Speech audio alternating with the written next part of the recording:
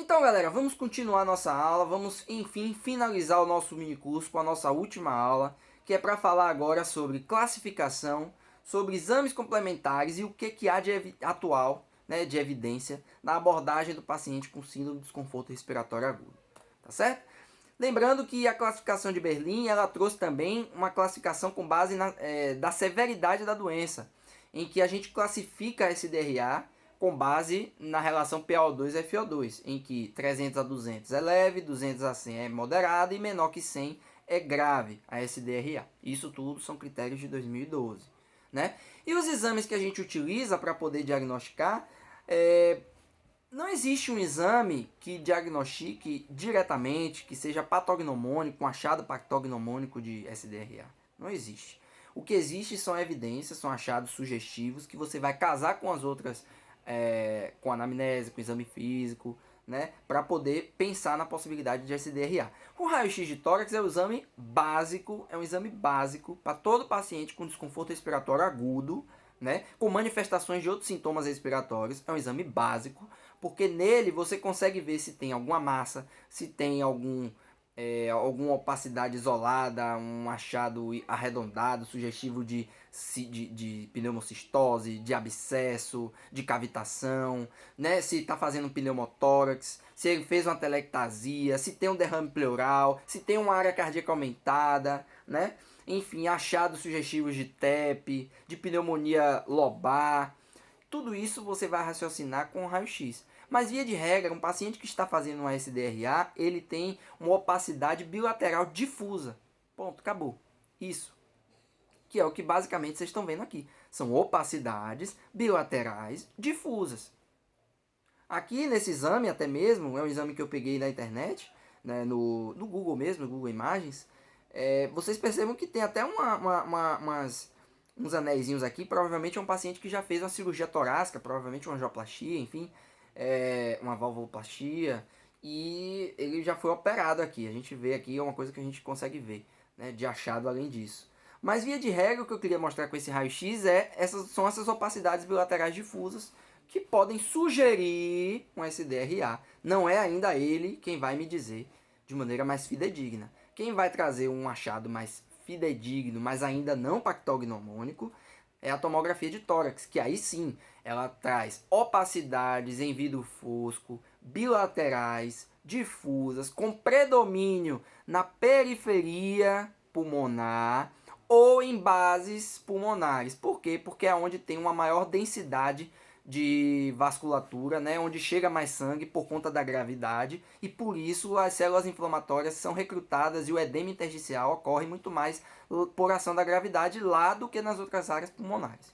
Então a tendência é que sejam opacidades em vidro fosco, né, periféricas, em base pulmonar, que possam sugerir que esteja havendo um SDRA. Aí preenche mais um critério, né, dos critérios de Berlim, e depois o próximo exame, aí sim, são exames muito importantes na admissão de um paciente e na evolução também, que são os exames laboratoriais. O primeiro deles, óbvio, a gasometria arterial, porque agora sim a gente vai ter posse do terceiro critério que pode nos fechar o diagnóstico de SDRA, que é você ver a PO2 e fazer a relação PO2-FO2, calcular, que aí você vendo a relação PO2-FO2, você vai ver se o paciente está com SDRA ou não.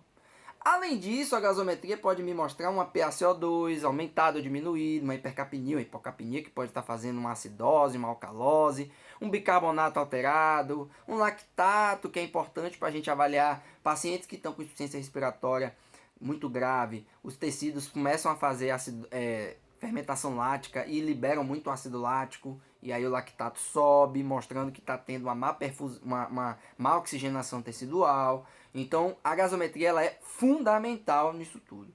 O hemograma ele vai ser importante, primeiro, para a gente ver o leucograma, acompanhar se está tendo desvios, né, se tem bastões, se os segmentados estão aumentados, se os linfócitos estão aumentados, se há uma leucocitose, que possa sugerir uma infecção bacteriana ou uma infecção viral. Então é importante, além de a gente acompanhar também as plaquetas, porque acompanhar as plaquetas é a gente avaliar o estado de coagulabilidade. Não se esqueçam que é um paciente que está fazendo a doença inflamatória, e como uma doença inflamatória extensa, ela pode alterar também a coagulabilidade daquele doente.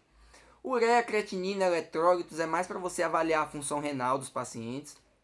É muito comum um paciente com SDRA, infecção prolongada, evoluir com disfunção renal. Você tem que ver a função renal se está também alterada ou não, porque é um problema a mais para você manejar naquele paciente. Ver se ele foi admitido já com doença renal ou se desenvolveu a doença renal durante o internamento. São coisas diferentes. Os eletrólitos, para você ver se está tendo um distúrbio eletrolítico associado, para corrigir também, tá certo? E outros que não são essenciais, mas são importantes de você ter em mãos, não para o diagnóstico da doença, mas para você acompanhar se está havendo ou não uma disfunção de múltiplos órgãos, se está tendo disfunção orgânica. Por que é importante a gente avaliar a disfunção orgânica, pessoal? Pacientes que estão tendo uma hipoxemia, né, aguda, intensa, eles podem sim sofrer lesões, né, orgânicas por falta de oxigênio, e isso repercutir no aumento da TGO, TGP, né, numa agressão hepática, por exemplo, né, as bilirrubinas, coagulograma, albumina, né, eu já falei da ureacreatinina para avaliar a função renal. O sistema nervoso a gente avalia seja com o exame neurológico, seja com a tomografia de crânio, né, mas não é indicado de rotina, né. Então você tem que avaliar as funções orgânicas para ver se está tendo disfunção ou não. Isso é fundamental para estratificar a gravidade daquele doente. Não se esqueça que a gente está falando aqui de um paciente crítico, tá certo? Então, em cima disso aí, você consegue avaliar a gravidade, e aí eu trago novamente para vocês lembrarem que os critérios de Berlim se baseiam na gasometria arterial para a gente aqui avaliar se é uma SDRA leve, moderada ou grave. E aí o tratamento, ele vai pautar basicamente no suporte. O que tem de evidência atual de SDRA é que o tratamento, ele é de suporte. Não existe medicamento específico para curar de SDRA, né? E a primeira coisa que você tem que pensar é, esta síndrome, ela é secundária a alguma coisa, ela não é uma doença primária. Ela é secundária a um insulto pulmonar, direto ou indireto. Então, o que eu tenho que fazer? Controlar e tratar esse insulto. Então eu tenho que tratar a doença de base que provocou a SDRA antes de qualquer intervenção, né? Eu quero curar a SDRA, tem que tratar a doença de base também, porque uma vez tratada a doença de base, uma vez tratada também o insulto causador dessa inflamação. E aí depois, além de tratar a causa, você vai pensar, você vai criar objetivos para aquele doente. Quais são os objetivos que você tem que ter em mente? Você tem que limitar a lesão ao pulmão. Ele está sendo agredido e esse pulmão agredido perde área efetiva de troca. Então você precisa limitar, porque se ele se expande, ele perde o pulmão. E se perder o pulmão, acabou, não tem mais o que fazer. Então, limitar a lesão pulmonar é essencial no tratamento da SDRA. E aí, as medidas que ajudam nisso aí são a ventilação mecânica protetora, a terapia conservadora de fluidos, né? Você não ofertar excesso, né? Sua meta é um BH zerado ou até mesmo negativo, e medidas de reabsorção desse edema pulmonar, que por sua vez vai reabsorver também as citocinas, algumas células que vão diminuir o processo inflamatório. Eu vou falar de cada um deles agora, né, detalhadamente, mas isso aí é a base do tratamento da SDRA. É a base, tá certo? E as metas em cima dessa base são, primeiro, você vai tentar garantir uma oxigenação adequada. É um paciente que não está conseguindo oxigenar adequadamente. Então, com a menor FO2 possível, porque também se você botar uma FO2 muito alta, você pode fazer uma agressão pulmonar, uma inflamação que piore ainda mais. Então, com a menor FO2 possível, garantir a oxigenação adequada, minimizando danos alveolares com um volume corrente menor, uma PIP um pouquinho maior para recrutar, que eu vou falar também mais adiante, certo? Você pode, em alguns casos, né, praticar hipercapnia permissiva, porque eu vou falar mais adiante na ventilação mecânica protetora, que no começo você permite que a frequência seja um pouco mais baixa, para ter menos trabalho respiratório. E ao mesmo tempo para acomodar mais o ar oxigenado nos pulmões para permitir a troca nas áreas efetivas. E isso faz às vezes com que ele retenha um pouco o CO2 e faça uma acidose respiratória. Até 7,2 é tolerável, né, que você permita manter um pouco com hipercapnia, essa chamada hipercapnia permissiva, que eu também vou falar um pouquinho dela, porque estão se estudando e descobrindo coisas muito boas em cima da hipercapnia permissiva e por isso ela está sendo praticada em algumas situações. Ela é permitida ser praticada, é diferente, né, em algumas situações. E além disso, se o paciente deteriora de maneira abrupta ou é refratário às medidas que a gente vai falar agora, existem terapias alternativas que você vai considerar fazer como uma última medida, né, para tentar salvar o doente. E aí, começando, antes de eu falar das três, né, da base do tratamento, a hipercapnia permissiva, eu falei para vocês, ele começa com a frequência mais baixa, às vezes retém muito CO2 e com isso faz uma hipercapnia, podendo fazer e muitas vezes até fazendo acidose respiratória.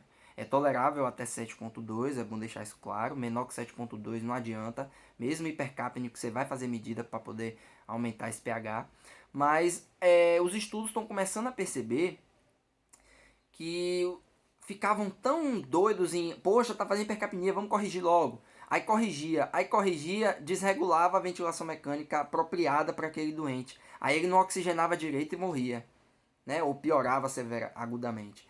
Então, percebeu que tolerar a PaCO2 um pouco aumentada, com o objetivo de manter a oxigenação adequada, é até bom em alguns casos, inicialmente. E aí, descobriu-se, né, com os estudos que a PaCO2 aumentada ela é boa porque ela acaba permitindo uma imunomodulação.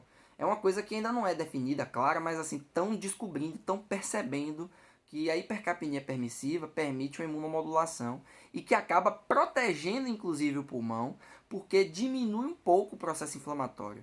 Então olha que beleza, você deixar a PaCO2 um pouco aumentada, ela permitiu uma imunomodulação que acaba diminuindo um pouco a inflamação pulmonar. Opa, tudo que eu queria. Porém, nem tudo são flores. A PaCO2 aumentada também é ruim porque ela permite que faça vasodilatação, né, arteriolar ou até mesmo capilar ali arteriolar mesmo, pulmonar, o que faz com que aumente o trabalho cardíaco, né? Você aumenta também a resistência vascular pulmonar e isso você fazer a vasodilatação sistêmica e aumento da resistência vascular pulmonar é deletério porque você pode fazer uma sobrecarga cardíaca, né? Você fazer um aumento da pós-carga. Ele também reduz contratividade e por fazer imunomodulação tem pacientes que já tem uma imunossupressão que piora com isso aí. Então você possibilita ele a ter infecções oportunistas. Então a hipercapnia, ela, beleza, é válida, é um recurso, você pode fazer, mas ela é contraindicada em pacientes com hipertensão intracraniana. Afinal de contas, a vasodilatação cerebral pode piorar a hipertensão intracraniana. E em pacientes com falência de ventrículo direito, porque se eu estou aumentando a resistência vascular, aumentando a pós-carga, eu aumento o trabalho cardíaco. Se você tem uma falência de ventrículo direito, esse paciente vai, Ave Maria, afundar. Então, contraindicado fazer, e aí você não vai permitir. Você vai sim controlar a PaCO2 para o valor normal mesmo assim. A ventilação mecânica protetora, a base da ideia da VM protetora é porque os pulmões dos pacientes com SDRA, eles são chamados de baby lung, pulmão de bebê. Por que isso? Porque percebe que a maioria da área pulmonar está comprometida. Então, tem poucas áreas pulmonares boas, com boa complacência, que ainda permitem troca. Ou seja, o volume efetivo pulmonar é igual ao volume de um bebê. Entendeu? Então, por isso que é chamado de baby lung. Então, as medidas agir como se o pulmão fosse muito menor do que o que ele é. Ou seja, o volume corrente tem que ser menor do que 6. O volume corrente que é permitido para aquele doente, muitas vezes é menor do que o volume corrente de um paciente normal, que é de 6, 7, 8, 9 até 10, né? Porque um volume que você acha que é normal para aquele doente, ele pode ser deletério, pode fazer volutrauma, você pode estender demais os alvéolos e isso fazer atelectraumas, né? O que vai piorar a lesão, porque você vai provocar danos estruturais em áreas que estão normais. Então você tem que agir como se fosse um pulmão menor. E aí, os elementos vitais para isso aí são o volume corrente e a PIP. Eu vou falar da prona mais adiante, mas principalmente o volume corrente e a PIP. em que o volume corrente tem que ser, você tolera fazer um volume corrente menor, em contrapartida, uma PIP maior. Para quê? Para eu recrutar mais alvéolos daquela área que está boa para participar da troca. A frequência respiratória eu vou deixar mais baixa no começo para diminuir a agressão e facilitar as trocas, né? Em que a meta é a pressão de platô também ser menor que 30 para não fazer barotrauma. É óbvio que pacientes obesos ou com ascite ou com um aumento da pressão, né, torácica, uma pressão torácica maior, eu vou permitir fazer uma pressão de platô um pouquinho maior. Então, de maneira resumida, quais são os parâmetros iniciais de uma ventilação mecânica protetora para um paciente com SDRA? Volume corrente de 4 a 6 ml por quilo de peso predito, você pode fazer. Com um fluxo de 40 a 60 litros por minuto, tá bom também. Uma FiO2 apropriada para manter uma saturação maior que 90, uma PaCO2 maior que 60. Isso é o mínimo, né? A FiO2 mínima para que isso seja necessário. Ao passo que a PIP vai ser um pouquinho maior. Lembre-se que eu falei na aula de ventilação mecânica que existe uma tabela PIP e FiO2 proporcionais, né? Então, tem doentes que se beneficiam da tabela com PIP baixa e FiO2 alta, mas a SDRA se beneficia da tabela PIP alta e FiO2 baixa. Então, a meta aqui é a PIP ser cada vez uma PIP alta, que você vai desmamando com o tempo, para recrutar mais alvéolos, com FiO2 um pouquinho menor, certo? Mas proporcional à PIP e necessária para garantir a saturação e a PaO2 apropriados, ou seja, garantir a oxigenação. E a frequência respiratória tem que ser adequada para manter o volume minuto desejado, que no começo acaba sendo um pouco menor. Depois você pode até aumentar um pouco mais. Uns recursos alternativos que você pode lançar a mão. Você pode fazer uma sedação maior, então o paciente, mesmo com essas medidas, não está fazendo oxigenação boa. O que você vai fazer? Diminuir a demanda de oxigênio daquele doente, sedar mais ele. Se mesmo assim ele está com oxigenação ruim, faz bloqueio neuromuscular, porque aí ele para de fazer trabalho respiratório e com isso acomoda ele a ventilação, deixa o trabalho para o ventilador e diminui a demanda de oxigênio daquele doente para diminuir a necessidade de O2, porque aí enquanto ele está fazendo uma oxigenação ruim, pelo menos mesmo baixa oxigenação, consegue suprir a demanda metabólica ali naquele momento. Então, você vai tentando conforme a refratariedade. E aí você pode usar o cisatracuro, rocurone, pancurone, enfim. Se mesmo assim ele está fazendo hipoxemia, você pode lançar mão da posição prona, ou seja, virar o paciente de barriga para baixo. Foi observado que pacientes com SDRA moderada a grave, principalmente a grave, que está com a relação PF menor que 150, FiO2 maior que 60, com PIP baixa, e ele não está conseguindo se manter com uma boa oxigenação, você pode colocar ele na posição prona. Estudos mostram que até 16 horas por dia beneficia, porque, pessoal, é um princípio básico. A inflamação não costuma vir para a periferia e para a base por causa da gravidade. Se eu fizer isso, eu vou redistribuir a circulação pulmonar. E aí vai vir menos sangue para as áreas inflamatórias, o que vão fazer menor agressão para essas áreas e aumentar a perfusão das áreas boas, o que vai permitir uma oxigenação maior. Então, muitos pacientes se beneficiam com a melhora da oxigenação com o recurso da posição prona, que ao mesmo tempo diminui a inflamação das áreas ruins, o que possibilita uma recuperação melhor. Se mesmo assim, e tem muito paciente que mesmo com a prona não melhora, o último recurso, né, nessa escala e que muitos serviços não vão ter, é a ECMO, né, que é uma extracorpórea ventilação e circulação extracorpórea, que você vai tentar fazer a troca fora do pulmão. E aí não é todo lugar que tem esse aparelho, infelizmente os doentes, agora você vai fazer o que pode, segurar, mas não tem muito o que fazer. É um paciente que agora foge do controle do profissional de saúde e é esperar a evolução, se ele vai de repente melhorar ou se ele vai evoluir a óbito, porque não tem mais o que ser feito. Você vai fazendo suporte, analgesia e tudo mais, até esperar ver a evolução dele. Outras medidas complementares, além do suporte ventilatório, você tem uma estratégia conservadora. Esses pacientes com SDRA, eles tendem a fazer muito retenção hídrica. Não se esqueça que a gente está falando de um edema pulmonar. Então, no começo, claro, colocou na ventilação mecânica, sedou no começo, ele vai fazer uma hipotensão. Então você vai e faz uma reposição, né?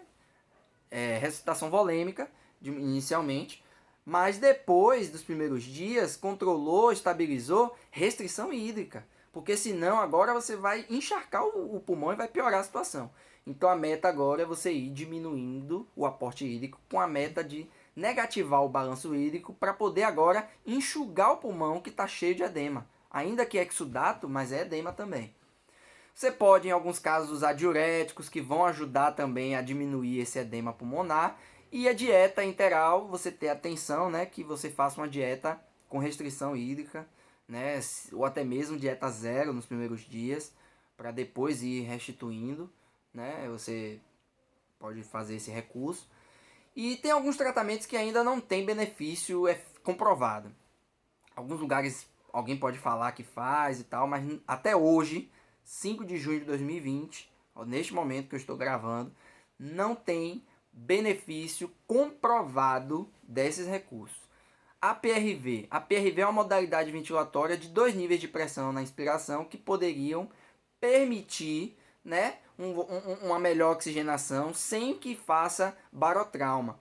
Porém, esses 2 níveis de pressão podem fazer uma diminuição do retorno venoso e com isso piorar a hemodinâmica, que acontece com muitos pacientes com a PRV, né, com SDRA. E aí eles afundam e pioram e até mesmo vêm a óbito.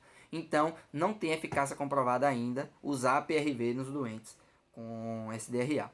O uso de VNI, eu já falei lá atrás nas outras aulas, né, de ventilação mecânica. A VNI ela é boa, é promissora e tal, mas na SDRA não tem comprovação de eficácia, porque você não consegue controlar o volume corrente. E aí o que acontece? O paciente faz alto volume corrente num pulmão com um volume efetivo reduzido, e aí você faz voltrauma, agride o pulmão e a área que era boa também fica lesada e aí o paciente deteriora.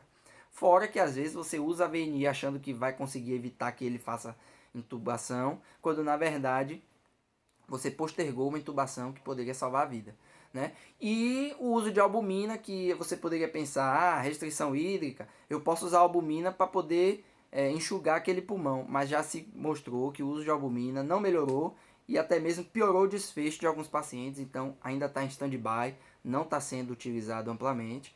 E terapia farmacológica, eu lhe adianto, nenhuma terapia farmacológica mostrou redução de mortalidade a curto e a longo prazo, ou seja, não existe medicamento que trate SDRA, não existe fórmula milagrosa que você toma e evita SDRA ou que melhora SDRA. Não existe. Olha, 5 de junho de 2020, não tem ainda nada comprovando de fato um estudo bom, grande, com evidências científicas positivas para poder dizer existe remédio que trate SDRA. Não existe, tá certo?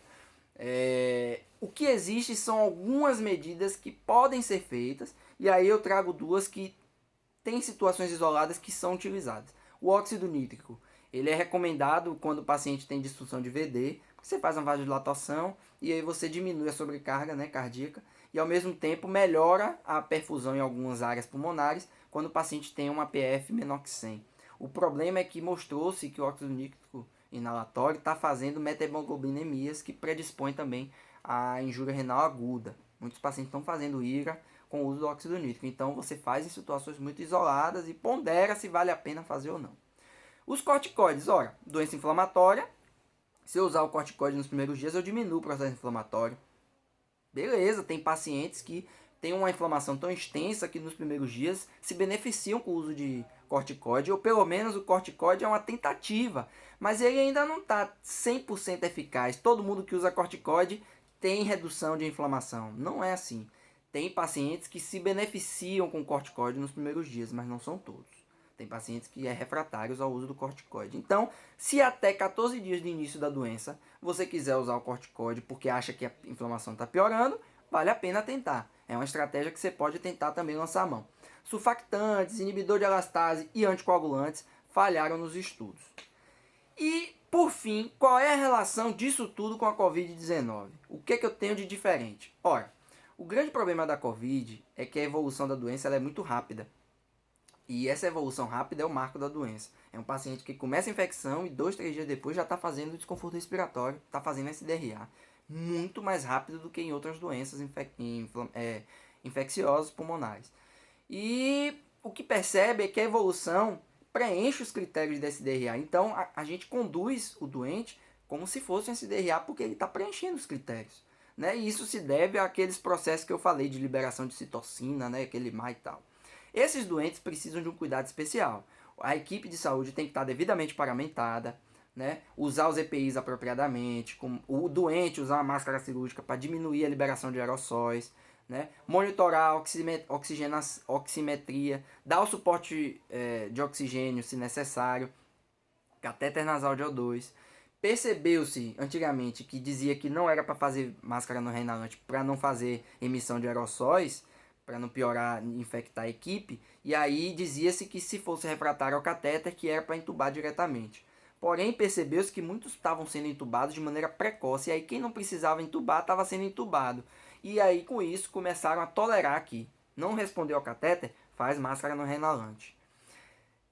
Se não responder a máscara renalante, é tubo. Agora você tem que analisar e observar. Não pode demorar muito. Porque se ele chegar num processo muito grave e você tiver que fazer uma intubação às pressas, vai ser uma intubação desastrosa. Porque intubação é um procedimento que gera aerossol, aí você contamina a equipe, você faz uma intubação tardia, o paciente pode até mesmo vir a parar durante a intubação, o que acontece com frequência nesses casos, e vir a morrer durante a intubação porque você demorou demais de intubar.